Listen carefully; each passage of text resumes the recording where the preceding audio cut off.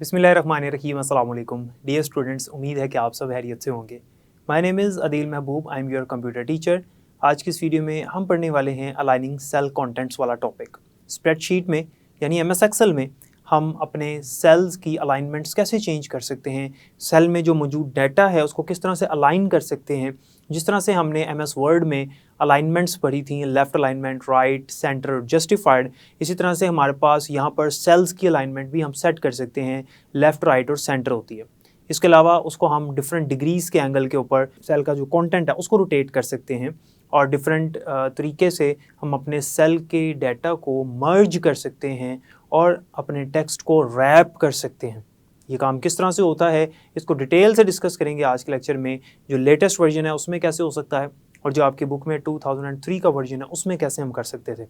ये सारी चीज़ें आज मैं आपको प्रैक्टिकली करके दिखाऊंगा। ध्यान से लेक्चर को देखिएगा। चलते हैं लेक्चर की तरफ। डियर स्टूडेंट्स, आज का टॉपिक है हमारा अलाइनिंग सेल कंटेंट्स।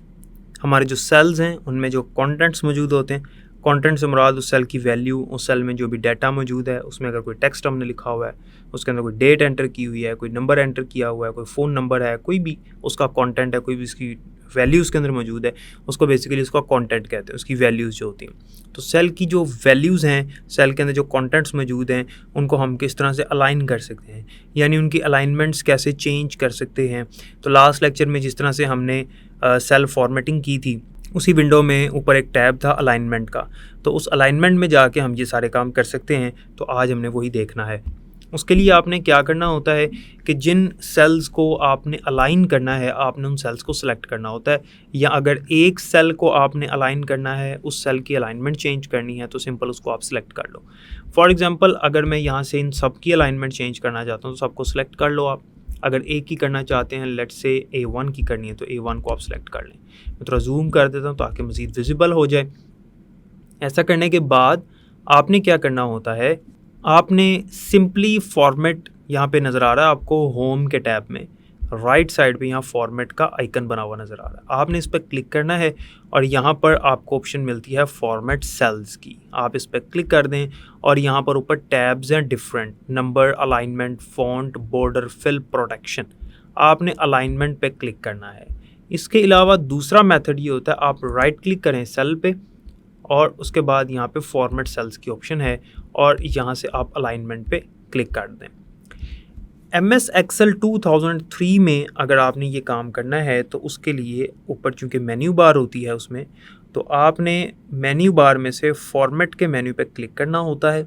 आगे ऑप्शन आती है सेल्स की, आपने सेल्स की ऑप्शन पे क्लिक करना है तो यही वाली डायग्राम आपके सामने अपीयर हो जाएगी जो अभी मैंने आपको दिखाई। यही सेम डायलॉग बॉक्स आपके सामने आ जाएगा और अगला जो काम अब मैं करने लगा हूँ वो दोनों वर्जन्स में आप एक तरह ही कर सकते हैं। तो सिंपली मैंने राइट क्लिक किया, फॉर्मेट सेल्स, और यहाँ पे अलाइनमेंट आपको नज़र आ रहा है। यहाँ पर हॉरिजॉन्टल लिखा हुआ है और यहाँ पर लिखा आ रहा है left, indent, centre, right, fill, justify. ये सारे वन बाय वन सेट करके देखते हैं। जनरल जो है ये बाय डिफ़ॉल्ट सेटिंग है इसकी, हम जो लिखेंगे वो वैसे नज़र आएगा जो भी इसकी बाय डिफ़ॉल्ट सेटिंग है। बाय डिफ़ॉल्ट सेटिंग में ये होता है, मैं आपको दिखा देता हूँ। बाय डिफ़ॉल्ट सेटिंग में ये होता है अगर हम कोई नंबर लिखते हैं तो वो राइट अलाइनमेंट पे चला जाता है। अगर हम कोई टेक्स्ट लिखते हैं, अल्फ़ाबेट्स लिखते हैं, तो वो लेफ़्ट साइड पे चले जाता है, उसकी लेफ़्ट अलाइनमेंट होती है। तो हम क्या करने वाले हैं कि हम इसको अलाइनमेंट्स डिफरेंट देकर चेक करते हैं कि ये किस तरह से इसकी अलाइनमेंट की जाती है। तो राइट क्लिक करके आपने फॉर्मेट सेल्स पर क्लिक किया, अलाइनमेंट का टैब ऑलरेडी एक्टिव है। यहाँ से मैंने कर दिया लेफ़्ट। अब लेफ़्ट करने के बाद मैंने कर दिया ओके। अब यहाँ पर मैं कुछ लिखता हूँ, फॉर एग्ज़ाम्पल 1 2 3, तो ये देखें लेफ़्ट साइड पे ही नज़र आ रहा है। हालांकि पहले जब मैं इसको लिख रहा था 1 2 3 तो राइट साइड पे नज़र आ रहा था। मैं आपको करके दिखा देता हूँ। अभी हमने चूँकि अलाइनमेंट चेंज की है सिर्फ A1 की, इसको सेलेक्ट करके मैं यहाँ पर लिखता हूँ 1 2 3, तो ये देखें ये राइट साइड पे चला गया। लेकिन मैंने चूँकि लेफ़्ट अलाइनमेंट सेट किया, अब चाहे मैं कोई इसमें अल्फ़ाबेट्स लिख दूँ ये लेफ़्ट साइड पे ही नज़र आएंगे, चाहे मैं कोई स्पेशल करैक्टर ऐड कर दूँ ये मुझे लेफ़्ट साइड पे ही नज़र आएंगे, क्योंकि इसकी अलाइनमेंट मैं चेंज कर चुका हूँ। अब इसी की अलाइनमेंट जो है वो कोई और करते हैं, डिफरेंट करते हैं, फॉर्मेट सेल्स, क्योंकि वन बाय वन सबको देख रहे हैं हम। उसके बाद है सेंटर, तो ये सेंटर में आपको दिखाएगा आपका जो भी टेक्स्ट है, जो भी इसका कंटेंट है। फॉर एग्जांपल 4 5 6, तो ये देखें सेंटर में ही नज़र आ रहा है। मैं यहाँ पर लिखता हूँ दील, तो ये भी सेंटर में ही नज़र आ रहा है। मैं यहाँ पर कोई स्पेशल करैक्टर ऐड कर देता हूँ तो ये भी सेंटर में ही नज़र आएगा। हालांकि अगर वैसे हम यहाँ पे स्पेशल करैक्टर लिखते हैं तो वो लेफ़्ट उसकी अलाइनमेंट होती है, लेकिन मैंने चूँकि सेंटर की है तो वो आपको सेंटर में दिखा रहा है। फिर नेक्स्ट हमारे पास जो अलाइनमेंट है वो है राइट अलाइनमेंट। ये राइट साइड पे चला जाएगा। इसको भी मैं आपको इसकी एग्जांपल दे देता हूँ। 1 2 3 देखें, राइट पे है, मैं एल लिखता हूँ तब भी ये राइट साइड पे है। और इसी तरह से अगर मैं कुछ स्पेशल करैक्टर ऐड करता हूँ तो वो भी राइट साइड पे ही शो होंगे। फॉर्मेट सेल्स, यहाँ पर आप देख सकते हैं कि अलाइनमेंट के अंदर दो ऑप्शंस हैं, हॉरिजॉन्टल और वर्टिकल। हम हॉरिजॉन्टल फॉर्म में टेक्स्ट लिख रहे हैं। हॉरिजॉन्टल से मुराद ये है कि इस तरह से हॉरिजॉन्टल यानी हमारा टेक्स्ट हॉरिजॉन्टल शेप में लिखा जा रहा है। वर्टिकल अभी करूँगा तो मज़ीद समझ आ जाएगी। तो हॉरिजॉन्टल के अंदर ये ऑप्शंस है हमारे पास। फिल अगर हम कर देते हैं तो वो पूरे सेल में फिट हो जाएगा, फिल हो जाएगा। जैसे मैं ये लिखता हूँ अदील, तो यहाँ से होता ये है कि मैंने चूँकि इसको फिल किया हुआ है तो इसने हमारे सेल के अंदर मुकम्मल तौर पे फिल होना है। फॉर एग्ज़ाम्पल मैं यहाँ पे लिखता हूँ अदील है, तो मैं यहाँ पर आगे पूरा लिखता हूँ महबूब। अब आप गौर करें ज़रा कि अदील महबूब इस सेल के अंदर हमें लिखा हुआ नज़र आ रहा है, लेकिन जो अगला टेक्स्ट है वो आगे मूव कर गया है। इसी तरह से अगर मैं यहाँ पर नंबर्स ऐड करता हूँ तो वो भी देखें। अब चूँकि जो हमारा टेक्स्ट था उसको वो कम नहीं कर सकता, वो उसने उसको छुपा दिया था।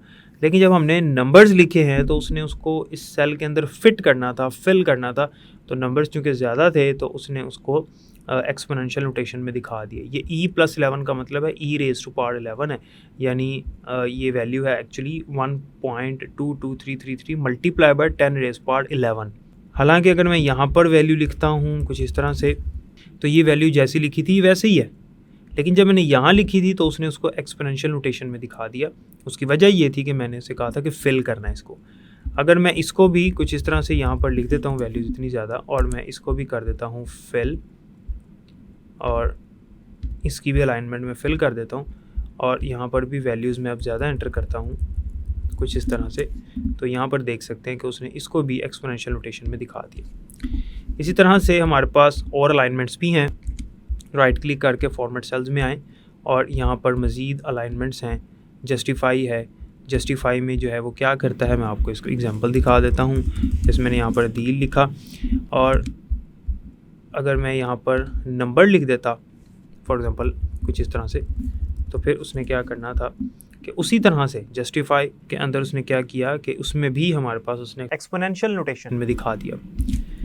इसमें आप राइट क्लिक करके फॉर्मेट सेल्स में जाएं और यहाँ पर हमारे पास इसकी अलाइनमेंट जनरल रहने देते हैं, और वर्टिकल देखते हैं। वर्टिकल में क्या है, top, centre, bottom, justify, distributed, ये हमारे पास ऑप्शंस हैं। मैं इसको करता हूँ सेंटर में।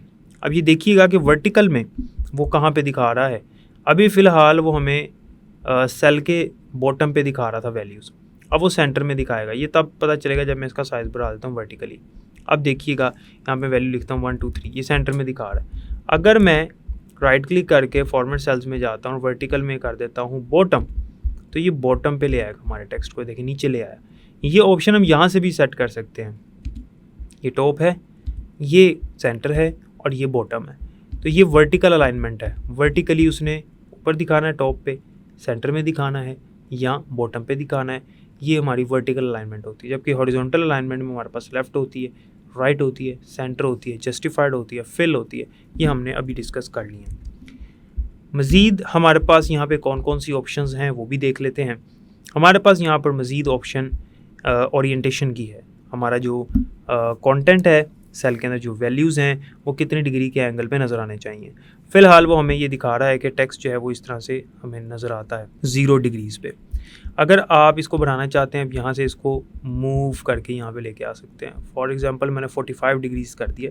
अब मैं ओके करता हूँ और यहाँ पर वैल्यू लिखता हूँ कुछ इस तरह से, तो आप देख सकते हैं 45 डिग्री पे वो ऑटोमेटिकली मूव कर गया। आप इसको वर्टिकली देखना चाहते हैं कुछ इस तरह से, तो आप इस पर क्लिक कर दें इस तरह से, तो अब हमें वैल्यू ऐसे नज़र आएगी। आप देख सकते हैं कुछ इस तरह से, ये ADEEL इस तरह से हो गया। तो आप फॉर्मेट सेल्स में जाएं, यहाँ से जो भी आपने उसका एंगल सेट करना है 90 डिग्री तक आप उसको सेट कर सकते हैं, और 90 डिग्री से लेकर आप -90 डिग्री तक आ सकते हैं। ये आपकी अपनी मर्ज़ी होती है। जैसे -90 डिग्री पे आता हूँ तो ये कुछ इस तरह से दिखाएगा, उसको बिल्कुल टेढ़ा कर देगा। फॉर्मेट सेल्स में आकर आप इसको वापस यहाँ से डायरेक्ट एंगल की वैल्यू लिख सकते हैं। फॉर एग्जांपल मैंने 0 डिग्रीज़ कर दिया, ओके कर दिया, तो ये वापस यहाँ पे आ गया। इसकी सेंटर कर देते हैं वर्टिकल और ये भी कर देते हैं सेंटर, तो ये सेंटर में नज़र आएगा। तो ये समझाने के लिए मैंने इसका साइज़ आपको बढ़ा के दिखाया था, वरना इसे पता नहीं चलना था कि ये कहाँ पर लिखा हुआ है, सेंटर में है, टॉप पे है या बॉटम पे है। तो वर्टिकल अलाइनमेंट के लिए ये करना पड़ा मुझे। फिर राइट क्लिक करके फॉर्मेट सेल्स में आते हैं और यहाँ पर हमारे पास नीचे टेक्स्ट कंट्रोल की ऑप्शन है, और टेक्स्ट कंट्रोल की ऑप्शन में हमारे पास रैप टेक्स्ट है, श्रिंक टू फिट है और मर्ज सेल्स है। आपकी बुक में रैप टेक्स्ट और मर्ज सेल्स की एग्जांपल्स हैं और इन दोनों के बारे में समझाया हुआ है, तो मैं आपको रैप टेक्स्ट और मर्ज सेल्स के बारे में बताता हूँ। डियर स्टूडेंट्स, जिस तरह से हमने पढ़ा था MS वर्ड में रैप टेक्स्ट कि जब हम टेक्स्ट लिख रहे होते हैं और हमारी लाइन एंड हो जाती है, यानी आगे मार्जिन आ जाता है, तो पूरा वर्ड जो है वो नेक्स्ट लाइन पे शिफ्ट कर जाता है ऑटोमेटिकली, हमें उसको नेक्स्ट लाइन पे लेकर जाने की ज़रूरत नहीं होती। अमूमन क्या होता है, अमूमन हमारे सेल्स हैं उनमें जब कोई वैल्यू लिखते हैं तो वो नीचे नहीं आती, वो आगे आगे मूव करती है। जैसे अभी मैंने कुछ नंबर्स लिखे थे आपके सामने, फॉर एग्जांपल यहाँ पे मैं लिखता हूँ अदील महबूब, ये मैंने लिखा तो देखें ये आगे चला गया, F की जगह पे चला गया। ये F वाला सेल अपनी जगह पर ही है, लेकिन ये छुप जाएगा उसके पीछे, यानी F की वैल्यू जब मैं यहाँ पर लिखूँगा तो वो अलग से लिखी जाएगी, जैसे ये F की वैल्यू है तो ये उसके पीछे छुप गया।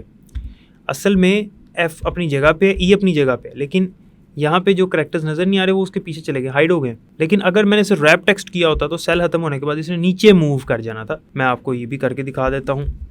मैंने इस पर राइट क्लिक किया, फॉर्मेट सेल्स, और यहाँ से आपने रैप टेक्स्ट पे क्लिक करना है, ये चेक हो जाएगा। चेक से मुराद है यहाँ टिक लग जाएगा, इसे कहते हैं चेक होना। ये मैंने चेक कर दिया, चेक करने के बाद मैंने इसको कर दिया ओके।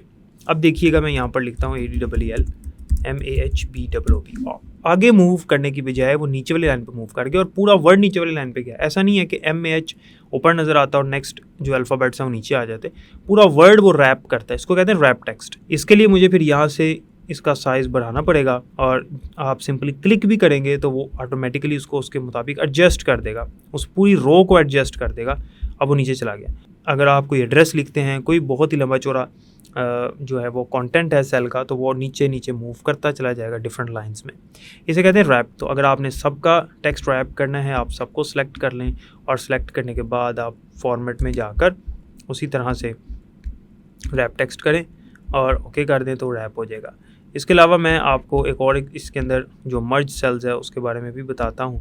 डिलीट कर देते हैं, ख़त्म कर देते हैं यहाँ से सारा जो कुछ हमने किया था।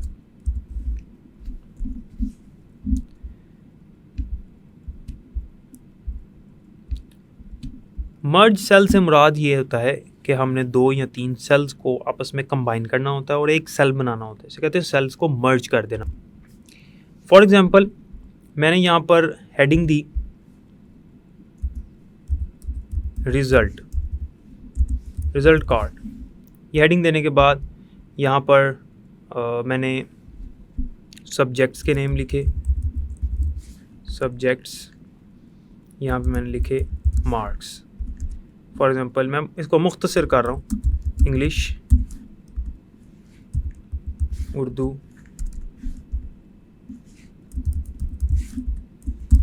मैथ,